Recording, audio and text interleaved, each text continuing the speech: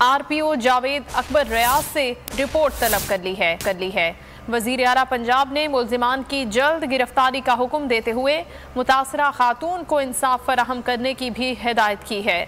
मुल्तान में डकैती के दौरान असलहे के जोर पर खातून से इज्तिमाई ज्यादती का वाक़या पेश आया, जिसका वजीर आला पंजाब सरदार उस्मान बुज़दार ने नोटिस लिया है और आरपीओ से इस वाक़े के हवाले से रिपोर्ट तलब कर ली है।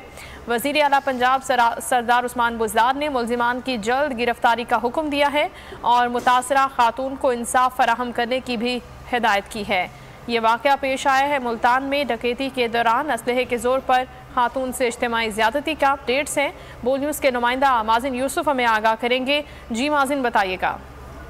जी, थाना अल्पा के इलाके में क्या पेश आया है, जहां पे पुलिस ने वाक़े का मुकदमा दर्ज कर लिया, जबकि 3 नामालूम अफराद जो हैं वो उनके खिलाफ जो है घर में दाखिल होने का मुकदमा दर्ज किया गया है। मुल्जिमान ने असले के जोर पर खातून से ज्यादती की दौरान डकैती ऐसा FIR का मतन जो है वो दर्ज किया गया है, जबकि मुल्जिमान ने घर से नकद रकम और मोबाइल फ़ोन भी ले गए।